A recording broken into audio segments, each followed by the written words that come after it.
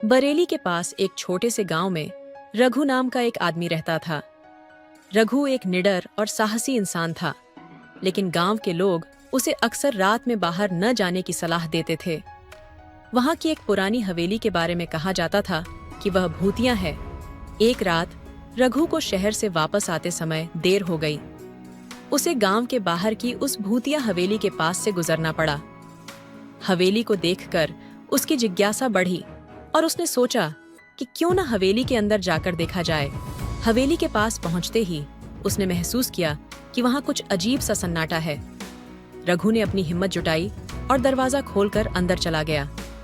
अंदर घुसते ही उसे ठंड का एक तेज झोंका महसूस हुआ। चारों ओर धूल और मकड़ियों के जाले थे। रघु ने एक कमरे का दरवाजा खोला और जैसे ही उसने अंदर कदम रखा, दरवाजा अपने आप बंद हो गया। रघु ने दरवाजा खोलने की कोशिश की, लेकिन वह नहीं खुला। तभी उसे एक धीमी सी आवाज सुनाई दी, तुम्हें यहाँ नहीं आना चाहिए था। रघु ने चारों ओर देखा, लेकिन कोई नहीं था। अचानक रघु ने देखा कि एक परछाई उसकी तरफ बढ़ रही है।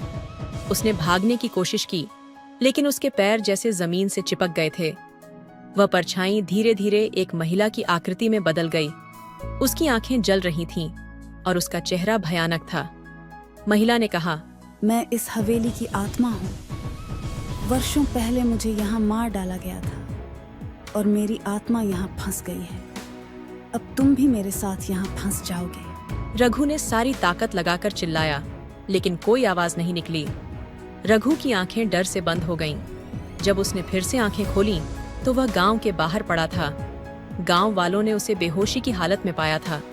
वह किसी तरह बच गया था, लेकिन उसके चेहरे पर डर साफ झलक रहा था। उस रात के बाद रघु ने कभी भी उस भूतिया हवेली की तरफ नहीं देखा। गांव वाले अब भी उस रात की कहानी सुनते हैं और कहते हैं कि वहां जो भी जाता है वह वापस नहीं आता।